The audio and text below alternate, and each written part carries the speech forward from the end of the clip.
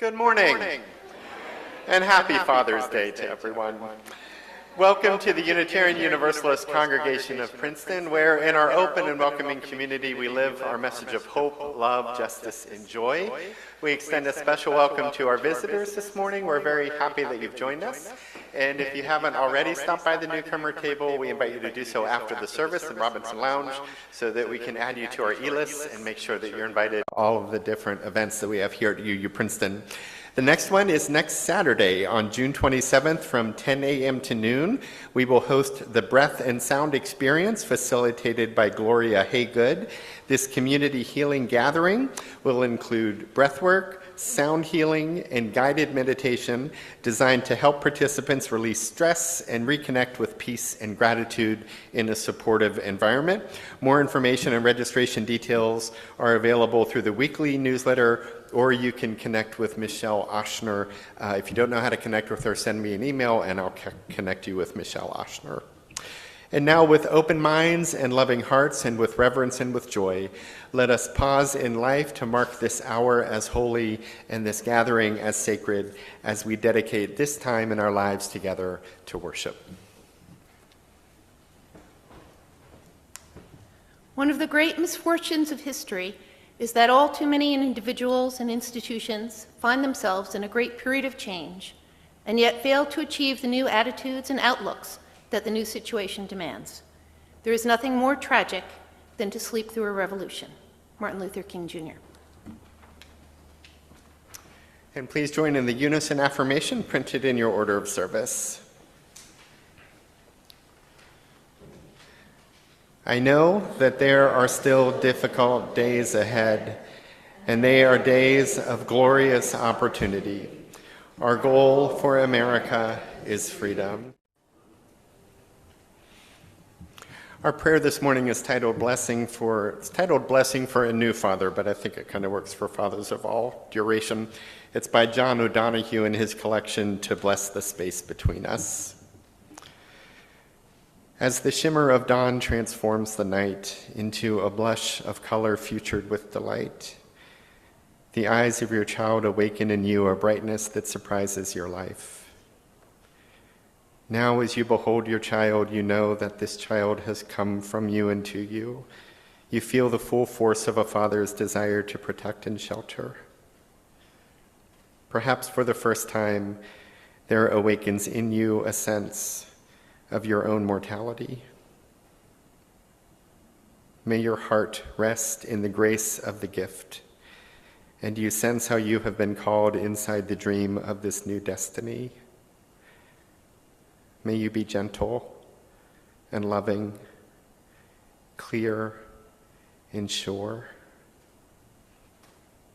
May you trust in the unseen providence that has chosen you all to be family. May you stand sure on the ground and know that every grace you need will unfold before you, like all the mornings of your life. And here in the silence, we offer these, the prayers and meditations of our hearts.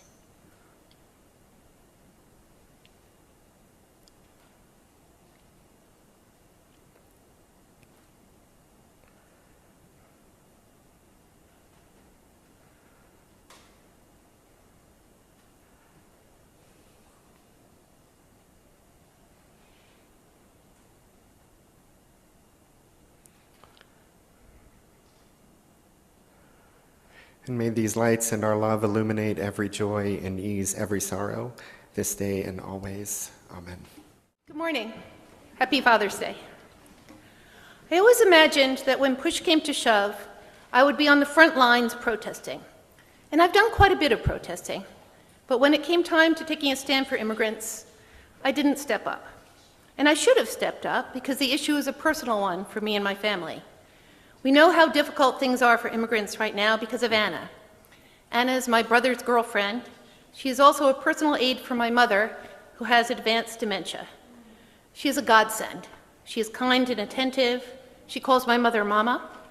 She cooks special dishes for her, plays Frank Sinatra music on YouTube, and makes sure she gets fresh air and sunshine. She is wonderful. She also happens to be Venezuelan, And she has a green card, and that means she is here legally. But she and her family members, some of whom are undocumented, worry that they could be sent back to Venezuela anyway. They would be sent back to the country they left because of the crime, the violence, the political oppression, and the lack of opportunity.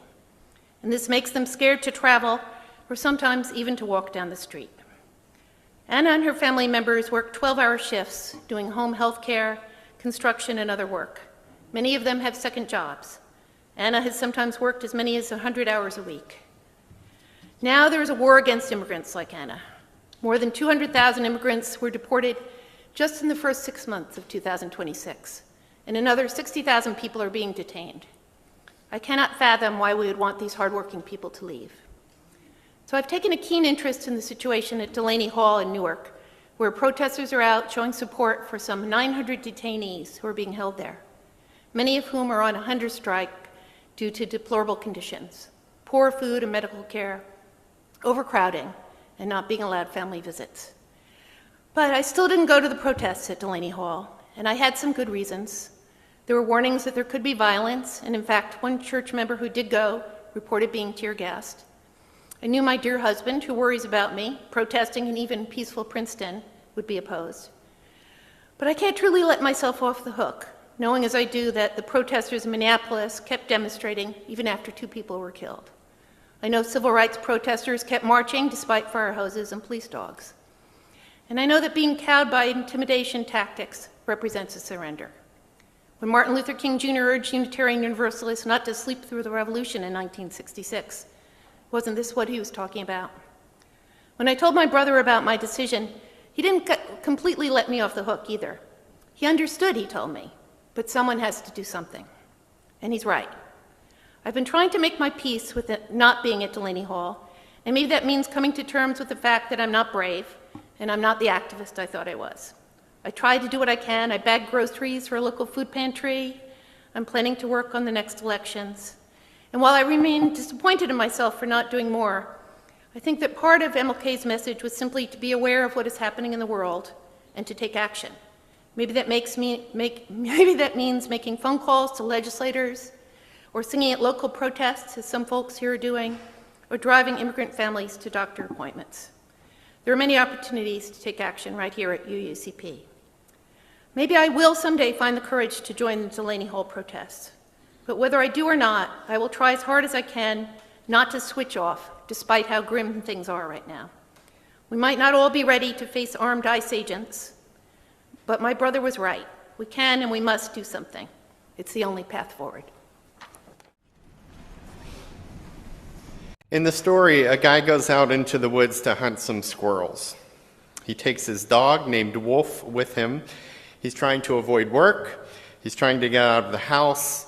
He seems to have an aversion to labor and his wife, and so to avoid both, he and his dog wander around the Catskills in New York with his musket, and seemingly a plan to take as long as he can to hunt as few squirrels as possible. While out, he hears a mysterious stranger who somehow knows his name call him, and he ends up helping this stranger carry a keg around in the woods for a while until they end up in the company of the stranger's friends. The friends are playing 9-pins, which is like bowling, and they're mostly quiet and kind of ethereal. The whole setting is somewhat dreamy. They tap the keg of some mysterious spirit that this man has been carrying around. He drinks with them. He finds it delicious. He drinks more, he gets hammered, and he passes out. He sleeps for 20 years, waking up in the woods with no dog, a rusty musket, and no clue what has happened. Among other things, he finds out that the United States is now the United States. When he fell asleep, what would become the U.S. were the colonies of England. King George was the king. George Washington was not a president. But an entire revolution happened while he slumbered in the woods.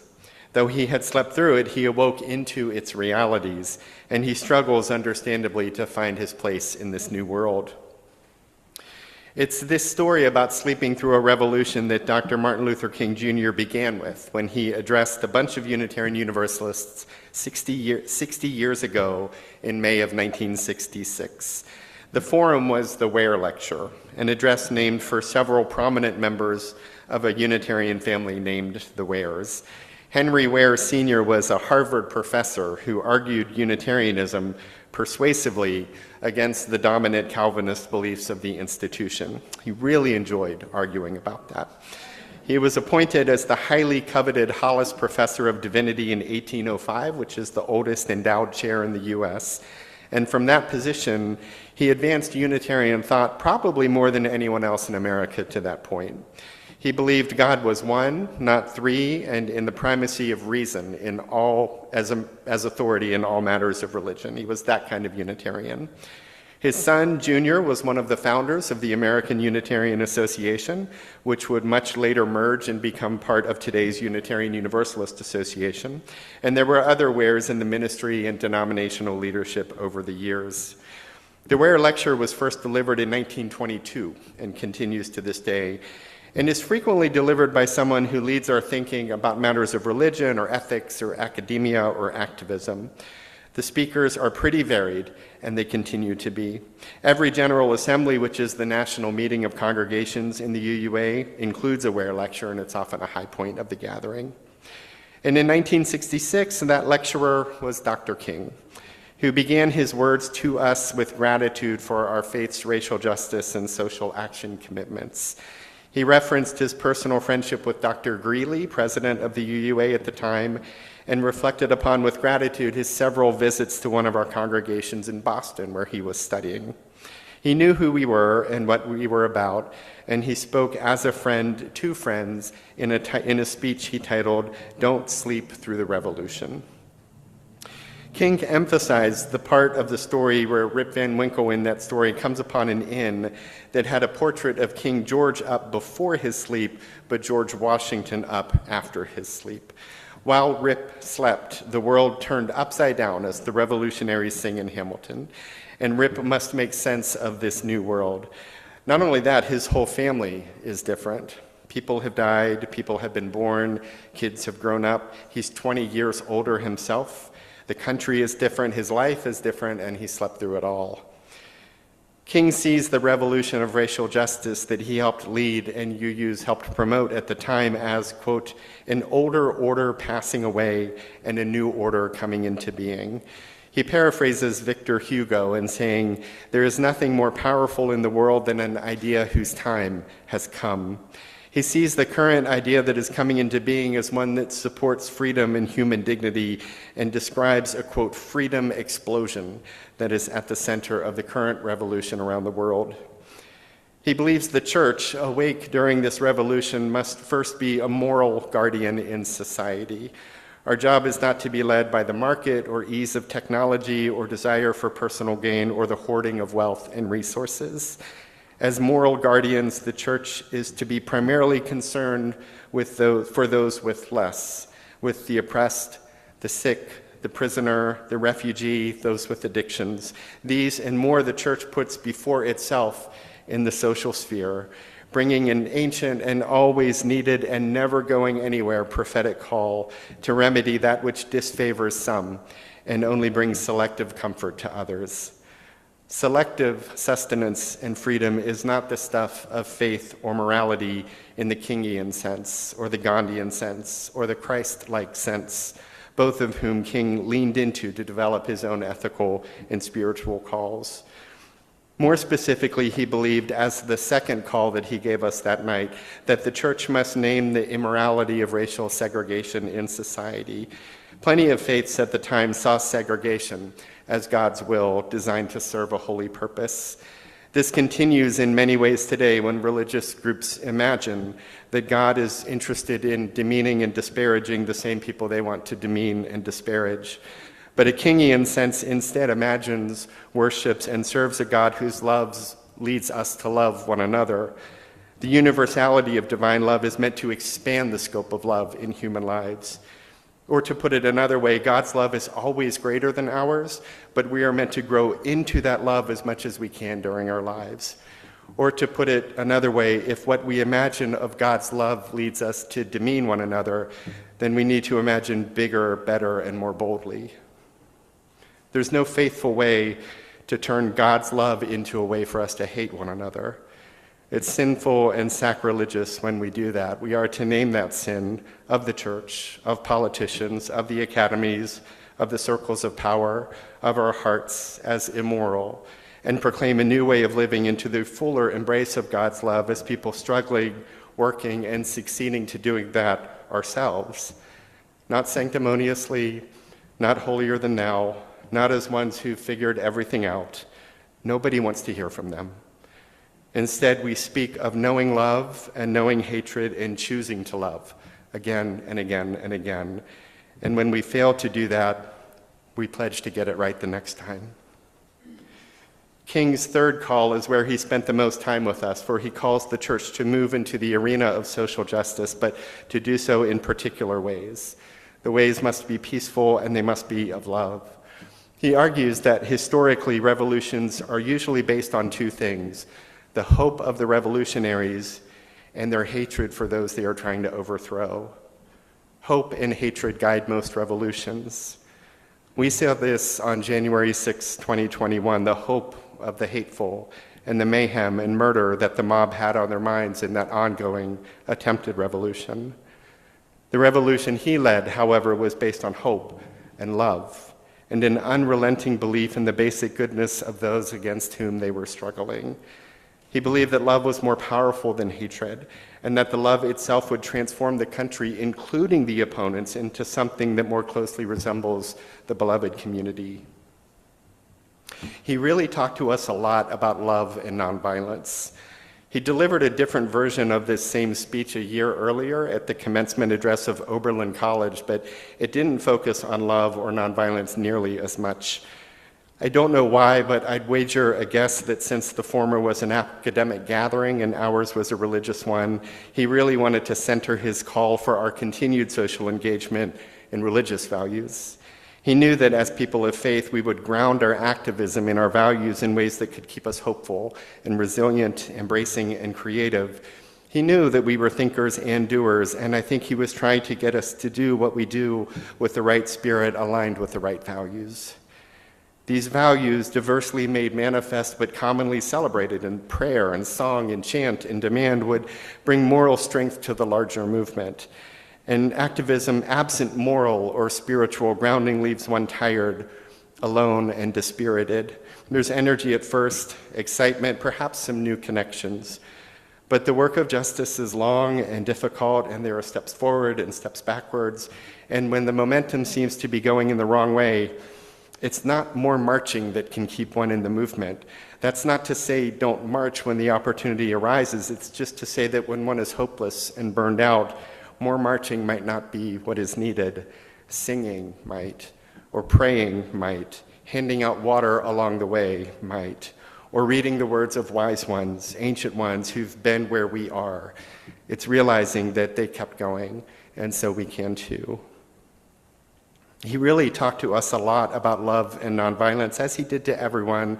But for us, I imagine he did that because he knew 58 years before we would officially put love at the center of our faith's value statements, that it was already there. Maybe he just wanted us to remember that. Maybe he thought it was our greatest strength and our most potent blessing, and that if we chased political progress without spiritual grounding, we would end up becoming a people who defeat instead of transform. I love it when we defeat our foes, but our foes aren't people. Our foes are intolerance, bigotry, cruelty. Our foes are the opposite of our values. Our foes are within ourselves sometimes. Our greatest value is love, and our greatest foe is hatred. And maybe King knew that if we're not careful and disciplined and wise and connected with the ancestors, our foe can become our value. We must speak of love, chant of it, write of it, say the word again and again as prayer and aspiration to become more fully its servant. We must sing it so that we don't speak its opposite as principle. He spoke of being creatively maladjusted too, and of not ascribing to the myth of exaggerated progress. He was urging us to be maladjusted to that which ought not to be, and to never think that the movement is over. Progress should indeed be celebrated, but Movements succeed when win follows win follows win follows win, and an idea takes root in the public space, and more people meet that idea in the middle of the common square. Usually these ideas were once thought to be outlandish, but over time, neighbor after neighbor and stranger after stranger line up in support of its truth, speak in support of its beauty, testify in support of its morality, and what was marginal becomes the mainstream. Movements begin on the edges where they must, but they're one in the middle. And then the movement moves on, moving toward the middle, other ideas about the kind of people we are and the kind of people we wish to be. And right there in the middle, for King and for us then and now, is love. The love that heals and does not harm. The love that transforms hatred rather than defeats people. The love that picks us up when we fall or quickens our step when we slow, that we speak of even in our most inarticulate moments. The love that is beautifully sung even by those of us who can't sing well, for it echoes of a holy love, a timeless love, a reconciling love that bridges every divide and heals every wound, not all at once and never only forward, for love's progress is constant but not without setback. And love is this revolution that never ends. You can't really sleep through it because it'll be there when we wake up, whenever that is. We fall asleep and it goes on. 20 seconds later, 20 years later, we awaken and the revolution of love continues. King was taken by hatred from us, but that particular revolution of love preceded him and continues in our hands and in our hearts until we too will one day be no more.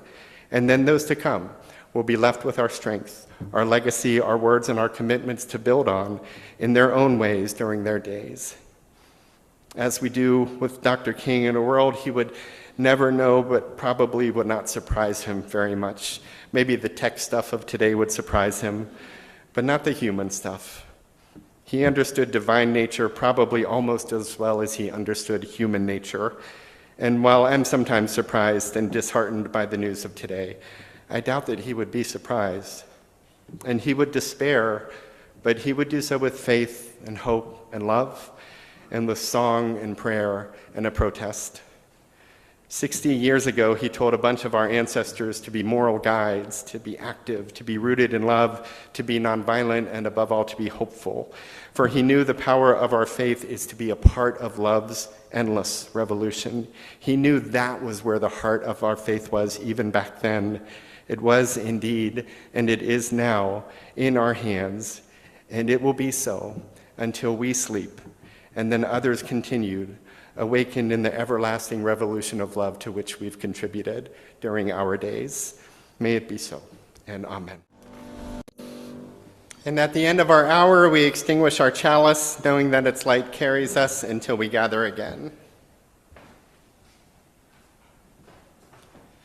Go forth grateful for the moments before you, the breath within you, the people among you, and the Spirit guiding you toward lives of love and kindness. And go forth knowing that you are held always and always with everyone else by that great love of no beginning and never ending. Go in peace, and amen.